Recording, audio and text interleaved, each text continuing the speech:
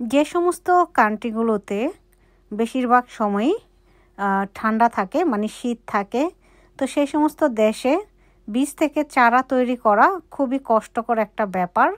কারণ দেখা যায় 12 মাসের মধ্যে 9 মাসই ঠান্ডা থাকে, 3-4 মাস যে গরম থাকে। তো এই গরমের মধ্যে আমরা বাইরে বীজ থেকে চারা তৈরি করতে পারি না, আমাদেরকে ঘরের মধ্যেই বীজ থেকে চারাগুলো তৈরি করতে হয়। তো ঘরের মধ্যেই আমরা কি উপায় অবলম্বন করে বীজ থেকে চারা তৈরি করতে পারি, আজকের ভিডিওর বিষয়বস্তু হচ্ছে সেটি। তো আজকের এই ভিডিওতে আমি দেখাবো যে ঘরের মধ্যে কোন কোন জায়গায় রেখে আমি বীজ থেকে চারা তৈরি করি। যেহেতু অনেকটা গরম জায়গা প্রয়োজন বীজ থেকে চারা তৈরি করার জন্য, তো কোন কোন জায়গাগুলোতে আপনি আপনার এই বীজগুলোকে রেখে চারা তৈরি করতে পারেন, চলুন একটু দেখে আসি।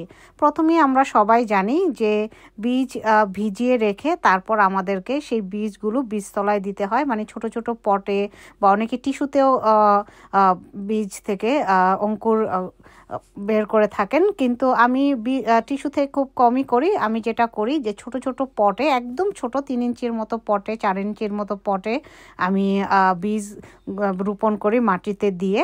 তো এই যে আপনারা দেখতে পেলেন আমার এই ভিডিওতে, আশা করছি শুরু থেকে আপনারা লক্ষ্য করছেন যে আমি কিছু বীজ ভিজিয়ে রেখেছিলাম, সেগুলোকে আমি এখন ছোট পটে দিয়েছি।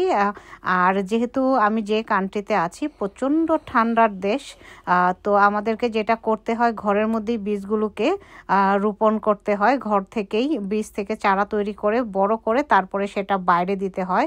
তো আমি যেটা করি সেটাই আপনাদের সাথে আজকে শেয়ার করছি। তো আমি দেখুন এখানে আমি সেই যে পটগুলো এগুলোকে হিটারের উপরে রেখেছি, কারণ আমি সারাদিন এই হিটারটা অন করি আর হিটারের গরম পেয়ে তো ওরা যেটা করে বীজগুলো থেকে সুন্দর চারা বের হয়ে যায়। তো আমার ঘরের যতগুলো হিটার আছে আমি সবগুলো হিটারের উপরেই মোটামুটি এই পট দিয়ে রাখি। কারণ হচ্ছে যেহেতু আমি ব্যাপক অনুসারে ব্যাপকভাবে চারা তৈরি করি, তো আমার জন্য একটি হিটার এনাফ না। তো এই যে দেখুন বেডের পিছনে যে হিটারটা, সেটার মধ্যেও আমি পট দিয়ে চারা তৈরি করেছি।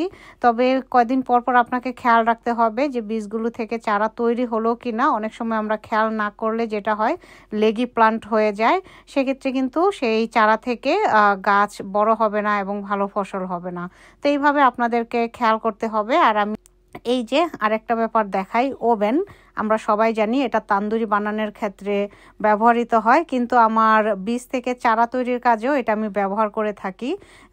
আমি সব পট বা বক্সে বীজ দিয়ে, মাটির মধ্যে বীজ দিয়ে সেগুলো আমি ওভেনের মধ্যে রেখে দিই এবং ওভেনটা আমি অন করি মাত্র 20 সেকেন্ডের জন্য, তারপরে বন্ধ করে দিই। তো ভিতরে কিছুটা গরম থাকে, গরম পেয়ে সেই বীজ থেকে চারা তৈরি হয়ে যায়।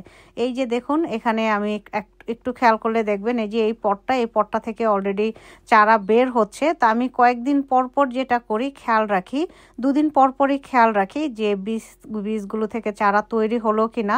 আমরা যারা আসলে ঘরের মধ্যে বীজ থেকে চারা তৈরি করি, এটা মনে হয় আমাদের একটা ডিউটি যে আমরা বীজ রোপণ করার পর প্রত্যেক দিনই দেখি যে চারা তৈরি হলো কি না। আমরা জানি যে 3-4 দিন লাগবে, অনেক বীজ থেকে 7 দিন 8 দিন 10 দিনও লাগে, কিন্তু তারপরে এটা আমাদের একটা নেশা, আমরা 2 দিন পর পরই দেখি যে চারা গজালো কিনা। আমার তো ভাই এটা নেশা, আমি সবসময় দেখি, চেক করি যে বীজ থেকে চারা গজালো কিনা।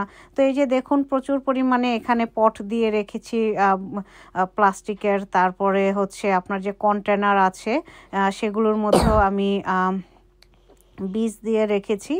আর 2 দিন পর পরই চেক করছি যে দেখি কি অবস্থা। তো একটা করে যখনই দেখি যে বীজ থেকে চারা বের হয়ে যায়, আমি যেটা করি এখান থেকে সরিয়ে ফেলি, এটাকে সরিয়ে আমি আমার উইন্ডোতে রেখে দেই। কারণ বীজ থেকে চারা তৈরি হওয়ার পর যে মেন কাজটা সেটা হচ্ছে আমাদেরকে উইন্ডোতে রাখতে হবে বা আলো পড়ে এরকম একটা জায়গায় রাখতে হবে। কারণ আলো পড়ে আপনি যদি এরকম একটা জায়গায় না রাখেন তাহলে কিন্তু সেই চারাগুলো ভালোভাবে বড় হবে না, ইষ্টপুষ্ট হয়ে মানে নাদুস হয়ে গ্রো করবে না আর কি। তো এইতে দেখতেই পেলেন কি সুন্দরভাবে চারা তৈরি হয়ে গেছে। তো এটা আমার এখন রেগুলার কাজ হয়ে গেছে যে ওভেনের ভিতরে যেগুলো আছে সেগুলোকে আমি দেখি চারা বের হলো কিনা। তো এবছর আমি অনেকগুলো ওভেনের ভিতরে থেকে চারা তৈরি করেছি। এর মধ্যে হচ্ছে লাউয়ের বীজ দিয়েছিলাম অনেক অনেক পরিমাণে, সেগুলো থেকে দেখুন চারা তৈরি হয়ে গেছে। আর আমি ওই যে উপরের প্লাস্টিকটা যে সেটাও একটু কেটে কুটে দিয়েছি, কারণ যখন দেখেছি একটু একটু বের হওয়া শুরু হয়ে গেছে ওই সাইডগুলো আমি একটু ছিঁড়ে ছিঁড়ে দিয়েছিলাম। তো এই তো দেখুন সুন্দর হয়ে চারা তৈরি হয়ে গেছে, এগুলোকে আমি এখন উইন্ডোতে রাখবো। তো এই পদ্ধতিগুলি আমি অবলম্বন করি আসলে বীজ থেকে চারা তৈরি করার জন্য।